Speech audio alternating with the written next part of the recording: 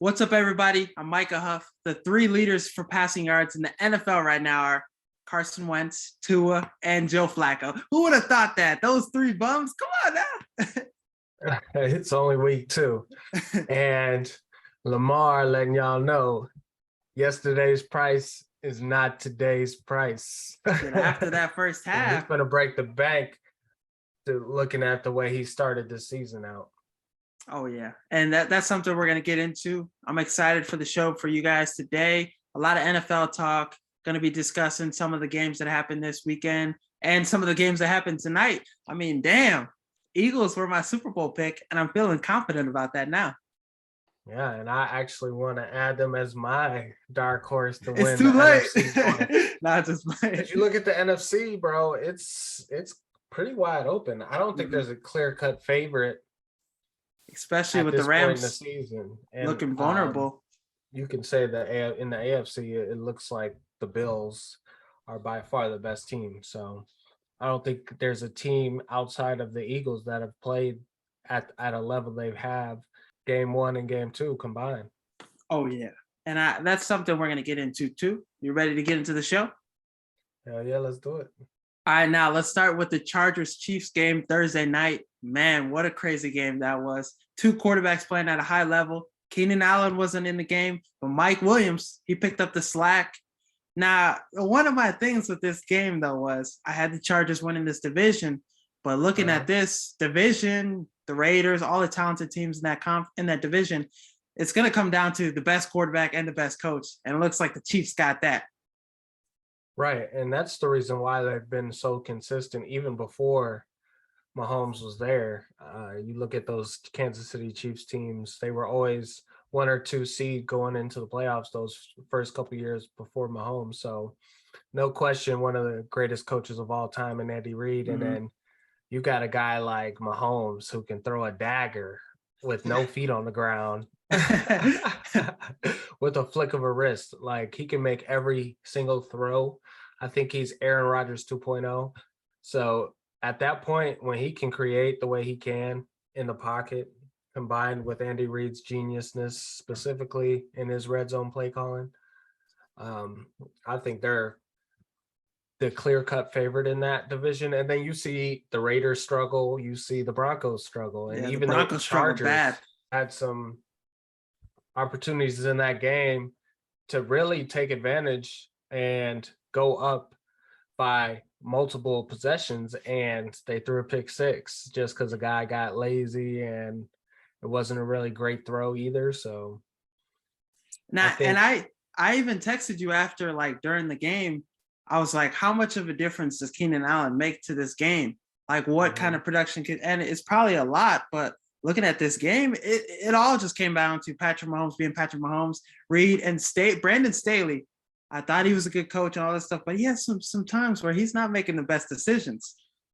Exactly. And I'm not super high on him yet. Now he could change, our mind on that. But yeah, I think they've struggled in certain scenarios to either extend the lead or make the game interesting. So yeah, only time will tell, but I'm not super high on the Chargers, even with all the talent, because you look at the defensive performance they had in week 1 and it was still a close game.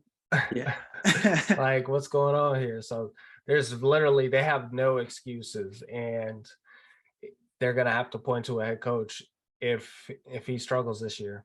Because you can't blame Herbert. He's Jesus. He's a chosen one. You can't blame Herbert. No blame for him. One. But I am kind of a Herbert hater, but seeing him after hitting his ribs, that one pump fake throw, but then coming right after that play, throwing a dime after all that shit that just happened, that was kind of made me change my opinion a little, maybe a little, just a tad. Yeah, he's not going to be the reason why you lose a game. That's for sure. But now we talked about a coach that is, making bad decisions and struggling. Let's talk about a first-year coach that is doing his thing, possibly turning around a franchise. The New York Giants are 2-0. They have no business being 2-0. Let's be real. Yeah. Brian Daboll, what have you been thinking about what he's done with this Giants team so far? I think it's really important because the NFL is any given Sunday for a reason.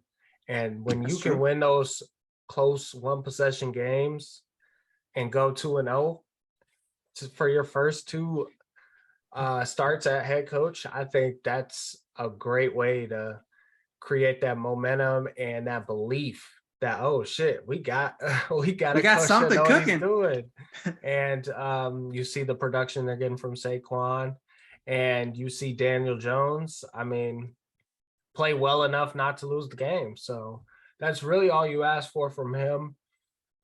Create some plays with his legs, but it looks like they're playing defensive football, and they're going to eke out some of these games, specifically with those middle of the pack teams. And the biggest difference in those games oftentimes is coaching. So hats off to Dable, and I'm excited to see where this goes. I don't think they'll be a contender or anything, but what about their division? You think they can make some noise in the NFC East? No, the I NFC mean, the least? Eagles are going to run through that division, especially with this Dak Prescott injury, but Micah Parsons might have something to say for it. But you look at that Eagles O-line. Solid as hell. Solid unit. Solid. Even with like some of the people the Vikings had, Zadarius Smith, Daniel Hunter, those guys, they weren't able to get much out of that game. They were at all. I mean, they had 3 sacks, but at least when we stopped watching, so yeah, they got there. But yeah, like to your point, the great Eagles offensive line, just really put in work. Now back to Brian Dable. Is he the best hire so far out of the new coaches coming in this year? Ooh, that's a good question. From the looks of it so far, yes. When you look at head coaches that were hired, I mean, I really like what the Lions are doing in year 2. I do like what the Jaguars are doing. They might win that division. We'll get into that later. That's a topic that we got on the script. It's too close to call. I don't like what Lovey's doing. I mean, hey, he's 0-1-1, so he's not 0-2. Come on, Lovey. You are only shot now outside of Mike Tomlin. Todd Bowles too. Facts. Todd Bowles too. So and Tampa Bay. Hey, I would say Todd Bowles is. This isn't he's not a rookie head coach. He's been a head coach in this league before, but year 1, I mean, he's doing a hell of a job. Now let's go to another candidate for the conversation I just brought up, best hire so far, Mike McDaniel. Yep. The Dolphins had a historic comeback. 4 touchdowns in the fourth quarter to come back? Was it 35-14 or something? 6 touchdowns. 400 something yards. He did his thing. And so what do you think about the Dolphins after this game now? Yeah, that's a good question. I think Tua has been given all of the weapons necessary to succeed, and he's just showing what he's capable of doing with that. I mean, you look at throwing for almost 500 yards. Lamar Jackson had one of the greatest games of all time. And we're not talking about that. We're talking about Tua. We're talking about Tua throwing for almost 500 yards and 6 tuds. This guy was going insane. And you look at the receivers, I mean, good God. He was just throwing to 2 people, really. They each had over 171 yards for Waddle, 190 for Tyreek. I mean, good God. They was literally just going deep and just taking it over the top on these dudes. So I think it checks the box for his arm strength, because that was a big question coming in with this much speed. But I like what I've seen, and the Dolphins are going to be a tough team to beat, especially for the Bills. I think they bring a unique challenge with that much speed. And the head coaching, I mean, hats off to him too. He's definitely in the run for that in terms of best hires for year 1. Yeah, and definitely you could see what he's bringing out of Tua already in 2 games. We didn't see Tua do this shit with Brian Flores in the first 2 years. We didn't see Tua do anything, throwing the deep ball, like 6 touchdowns in a game. We haven't seen Tua do that and perform to that level. And especially in a good game like this against, another contender. we talked about how this win impacts the Dolphins and future success and what the outlook of that team is. How does this loss affect Baltimore? They're still a serious contender, I think, but how does this loss impact them? Yes, I think it doesn't really, outside of looking at it from a defensive perspective, like how do we let up that many The touchdowns film room, bro. After that, the guy got the that short clicker. amount of time? I mean, good God, this is insane. 469 yards passing. From 2-2. This is not And Joe this Burrow. was a game that they were up 21 at one point. So how are you letting anybody get behind you? I don't give a damn if it's Usain Bolt out there. Let's play some defense. Marcus Peters came back in this game too, so the secondary was healthy. It's not like they were missing guys out there. I would have thought the opposite based on that performance. You would have thought Kyler Gordon was out there. Right. But now let's talk about another team that's struggling, not just defensively, but offensively too. The Broncos, they're 0-2. Now they lost to the worst team, arguably in the NFL, the Seahawks, in the first game, and then they almost lose to the Texans in the following week. So is this concerning? Do you think this Broncos team, is there room for a concern for this team? I think it's week 2, and this team hasn't had a lot of time to gel. And that's really important, especially from a wide receiver to quarterback relationship. So I think it's not time to panic anytime you can, win these games you're supposed to. I know they didn't last week, but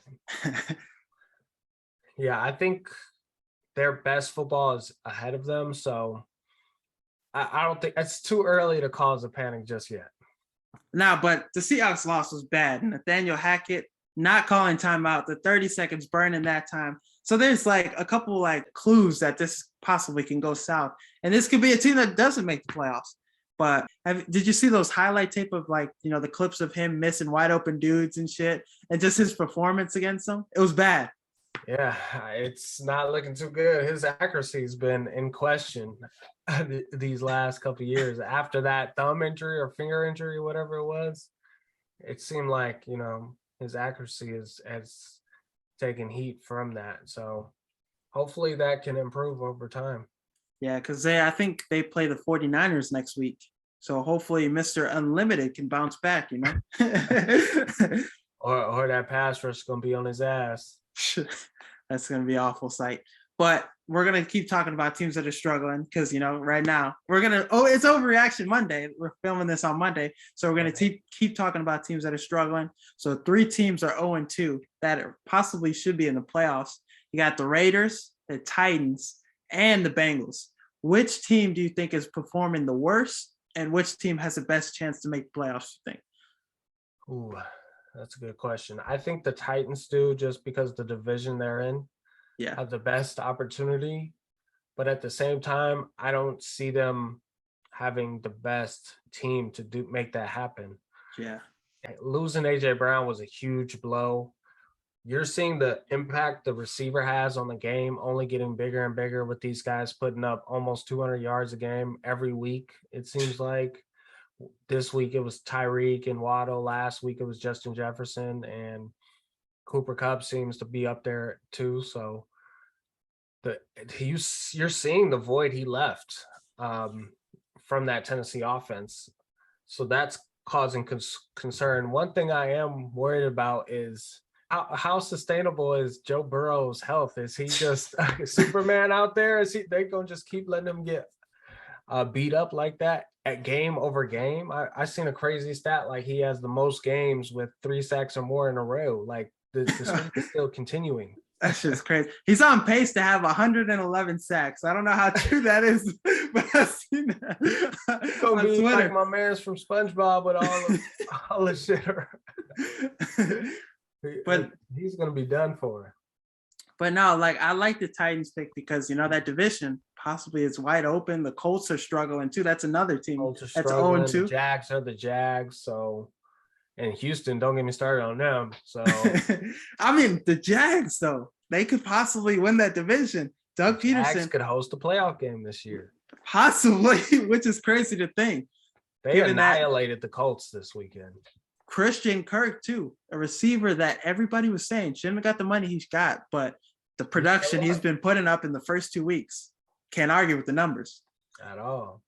So now with the Bengals, though, you think they're having the Super Bowl hangover? You think they can't get back to that level? Because it's looked bad in the first 2 games. Cooper Rush beat him. It does look bad. The defense didn't look as impressive last year down the stretch. Their offensive line looks worse than last year. And they put more money into it. They put more money into it. And that's a unit that does take time to gel. But come on now. It looked bad last night, 2 nights ago, last night. So I don't know. Hopefully it improves over time, and that is a unit that does take a while to gel. So I think we'll get a better idea after halfway through the season, or even a little bit before for them. But yeah, it's hard for a team to lose in the Super Bowl and make the playoffs. I don't know what the stats are, but it's not in your favor if that's your scenario outside of the Chiefs, maybe. So, I mean, the Bills went back to back those couple years. They lost the Super Bowl, kept getting back, but that was really the only team you see have that same success, right? Like that. But I'm nervous for this Raiders team too. In the division, the AFC West, where you need wins, can't lose to the Cardinals. Can't lose games that are in hand either. You know, you look at the great teams, the Chiefs are going to put you out of your misery. Yeah. Look at what they did to the Cardinals the week before. Same scenario. They just knocked their ass out earlier and put a nail in the coffin. So I don't see the Raiders making that leap, because it seems like everything's there. Even defensively, they added Chandler Jones, but for some reason, it's not clicking. It's not clicking. So Josh McDaniels, that's another first-year head coach for the Raiders. We'll see what he looks like. He on the hot seat. Him and Nathaniel Hackett. But now we talked about Joe Burrow, him possibly being like the guy from SpongeBob. We'll talk about somebody that is like the guy from SpongeBob now. Prayers up to him, of course. Trey Lance, went to the strip club after the Bears game. But hey, did you hear that shit though about him possibly dating Colin Cowherd's daughter? And then like Colin Cowherd was Trey Lance's biggest fan.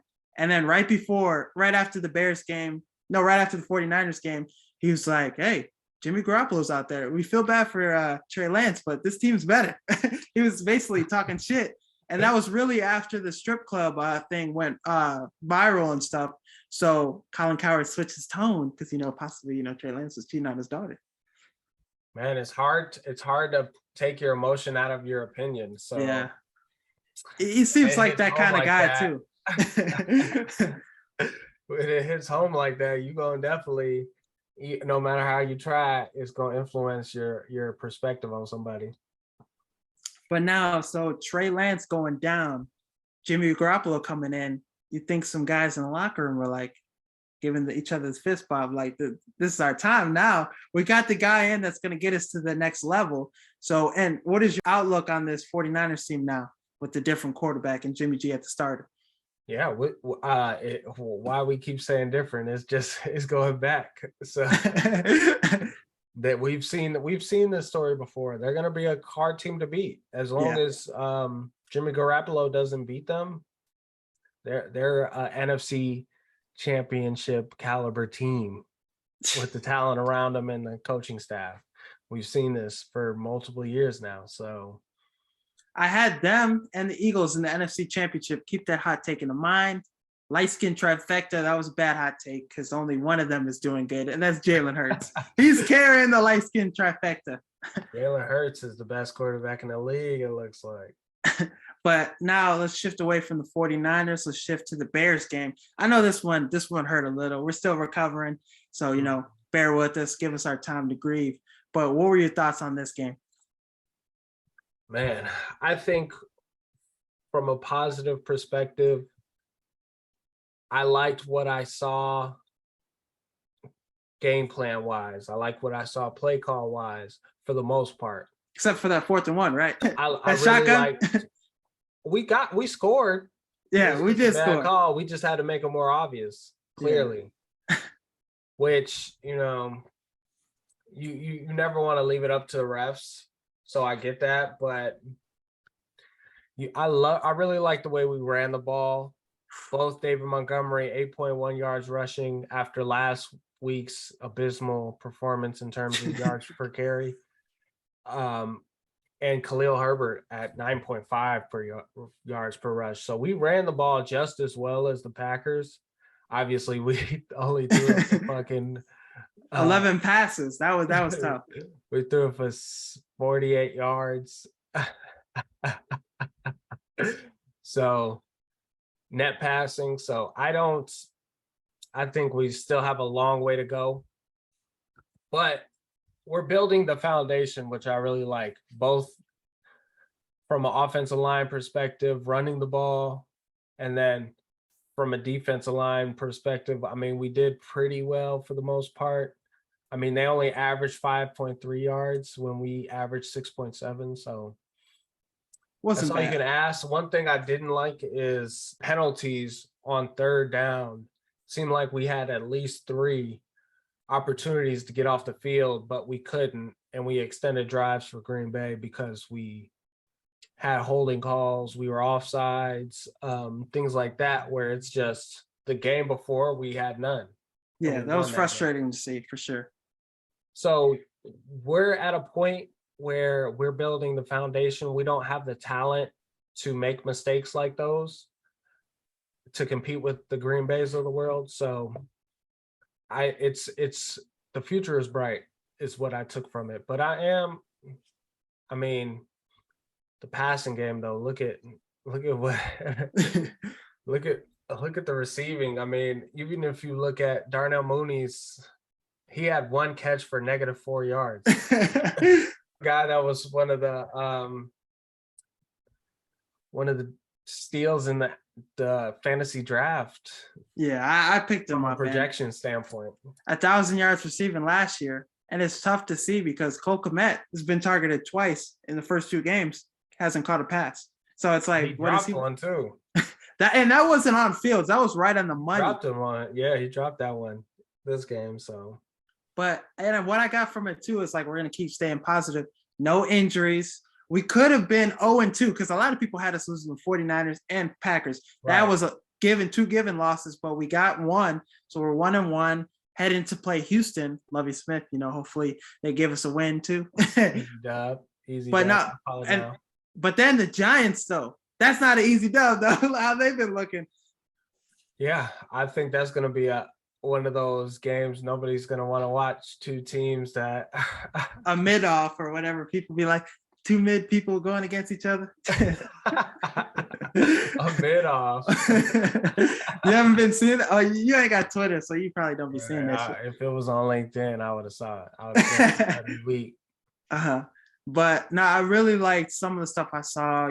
Travis Gibson played a great game. It's just damn, they just ran it up the middle. We couldn't stop nobody running the ball. Not even Aaron Rodgers.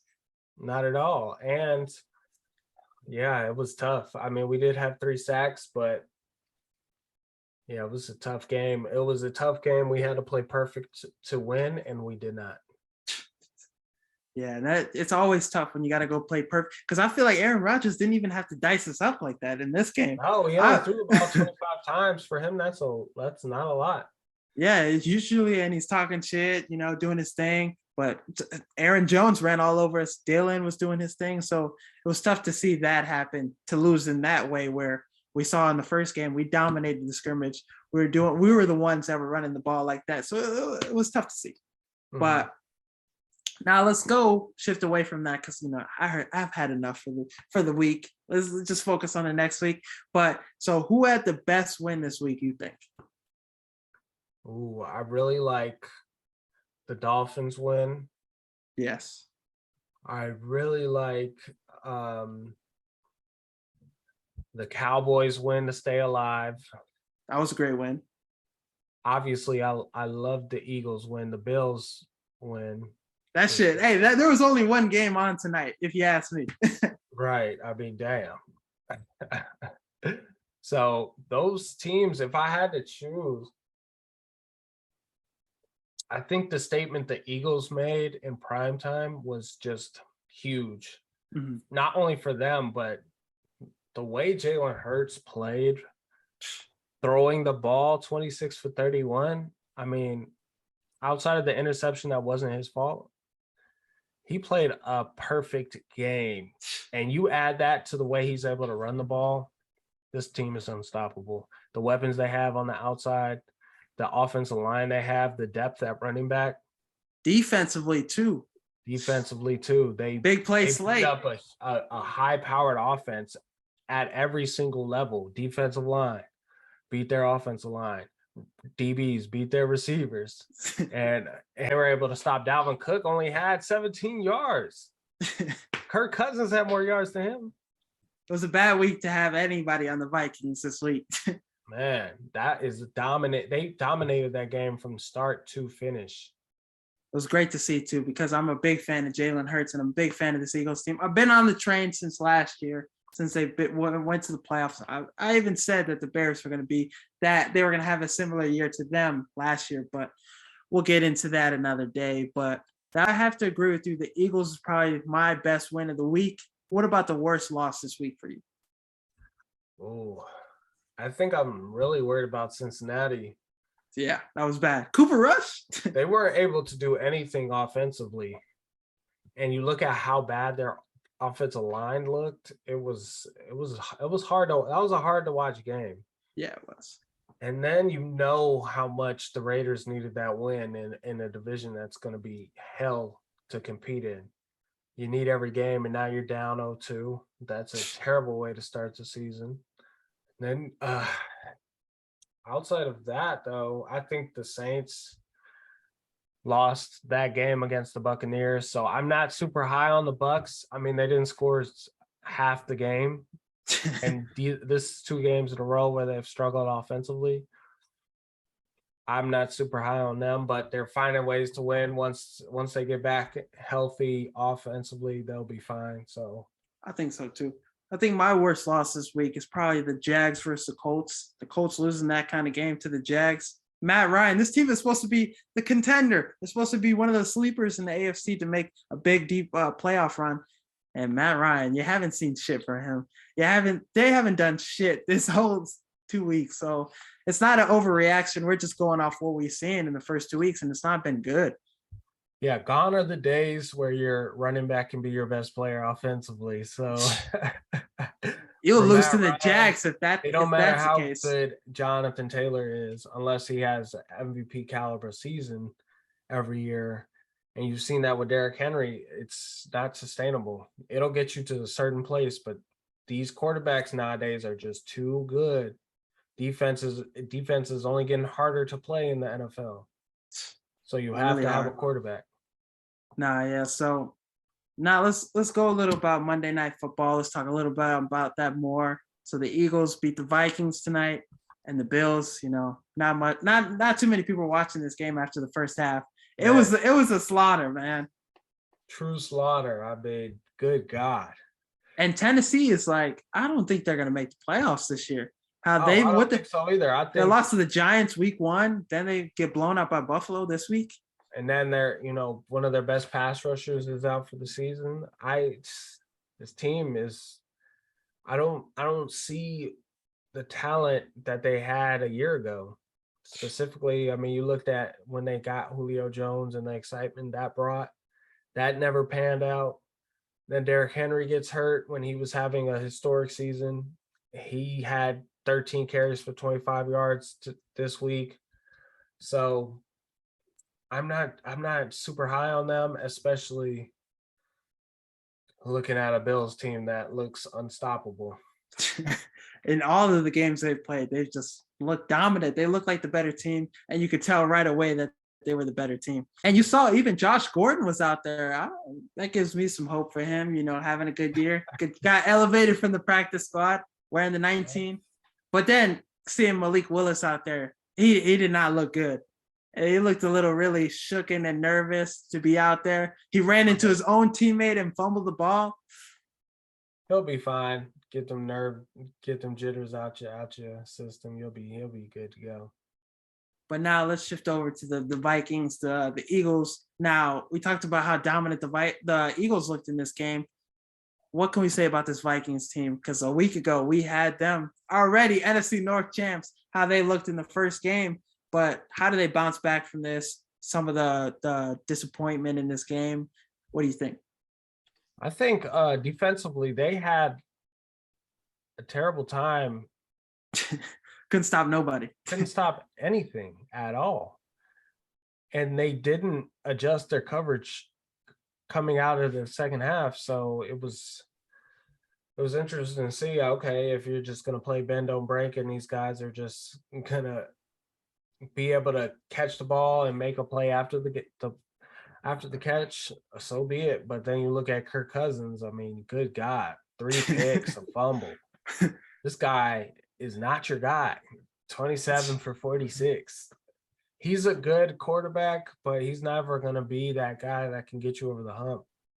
And we've seen it year after year. His last year with the new regime. They're not going to risk their life on their career on Kirk Cousins' back year over year like the last regime did. So this is a huge prove-it year for Kirk Cousins, especially with the talent around him. And it just looks like, is it me or did Adam Thielen like lose a step? I feel like he can't create separation like he once did. Yeah, he looked a little stiff out there. I mean, yeah, 4 catches, 52 yards, not bad. He still led this team, but last 2 games, I haven't seen that Thielen that just it seems to be always open. And honestly, like now that you mentioned, I'm thinking like I thought he was hurt the first game. Like just looking at it alone, like damn, he was out there the whole game. You mean to tell me he was on the field? I mean, he lost a step. I don't know. We'll see. Is it week 2 overreaction or no? Nah, I don't think it's an overreaction. But really, with this Eagles team, it did look easy. Like everything they were doing, it was first yard, 5, 6 yards, positive. It was everything looked so smooth, and I wasn't too high on Nick Sirianni or I possibly butchered his last name, but I wasn't too high on him last year. But what he's done with this Eagles offense gave Jalen Hurts confidence. This offense looks really great. Run game is tough, and then you bring him the weapons. I don't know, man. They look good. They look the most impressive out of the NFC. I mean, I think the Niners with that defensive front will have something to say about it, but I think that, and even if you look at last year's playoff game against the Buccaneers, they won the trenches for the most part of that game. Yeah.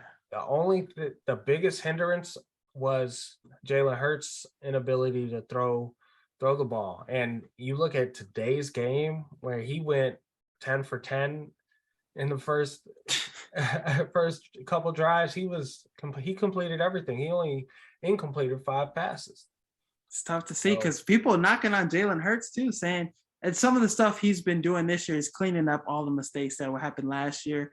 A lot of knocks on him not being as inconsistent thrower or whatever. But so what I've seen in the first 2 weeks, I'm happy with the improvement and what he's done. Yes. Miles Sanders too. Hopefully he's back. He had 90 yards rushing last in the first week. This week he looked a little good too. But this run game, if they can keep playing like this, everybody in the NFC need to watch out. AFC too, possibly. We'll see. I'd love to see a Bills-Eagles matchup. Hey, that would be 2 fans. There would have to be hella police at this game before the game starts. Crazy. Bills Mafia and then Eagles fans. We always talk about the famous moment they booed Santa Claus. They booed Jalen Reagor when he was going out to catch a punt. Like, damn, bro, it's like that. Every time. But hopefully, Jalen Reagor, hopefully he has a good year with Minnesota. Rooting for him because it's not easy being drafted and expecting high expectations out of you. And then the guy drafted after you is Justin Jefferson, Yeah, definitely not great.